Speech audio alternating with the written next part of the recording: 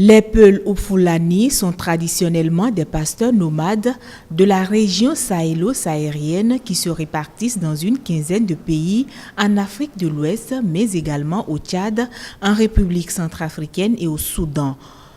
Ils sont majoritairement musulmans. Leur dispersion et mobilité ont favorisé les échanges et les métissages avec d'autres populations.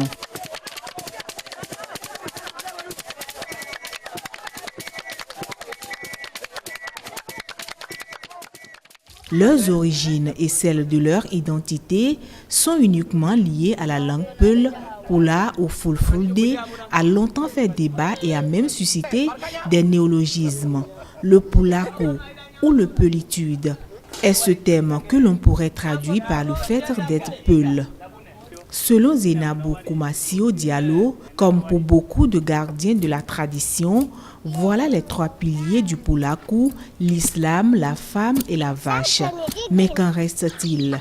Tout, serait-on tenté de répondre? Du moins, du point de vue culturel, les Peuls restent un peuple atypique jusqu'à ce jour. Leur croyance reste islamique. La femme Peul lutte toujours impuissamment contre l'excision et que dire de leur aspect physique. Les femmes Fulfulbe sont parées de pelles, des coupes de cheveux extraordinaires, un vestimentaire purement Peul et ceci peu importe les lieux où on les retrouve. Contrairement à la fable que les adeptes du cliché ethniciste voudraient immortaliser, ils ne sont pas tous clairs de peau et n'ont pas tous le nez aquilin. Partout ils sont. Ils viendraient de Fouta Djallon en Guinée, la terre de leurs aïeux, comme le Makina au Mali entre Mopti et Tombouctou, le Fouta Toro dans le nord-est du Sénégal et l'Adamawa au nord du Nigeria. Parce que dans ces belles régions vertes et vallonnées, les bœufs pèsent paisiblement et on y cueille des fruits en abondance. Pour un Peul, dit un dicton, ce qui compte, ce n'est pas ce que tu as dépensé, c'est ce que tu as amassé.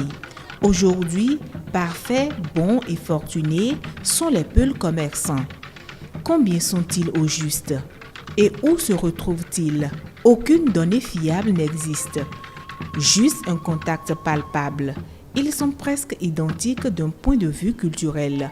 On estime à une vingtaine de pays dans le monde leur implantation notoire. Mais une interrogation éveille curiosité.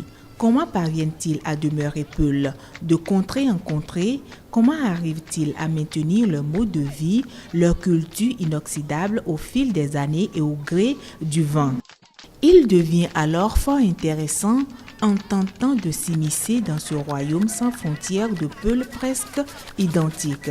Pour de belles découvertes, le dialecte, la danse, les mets, les outils.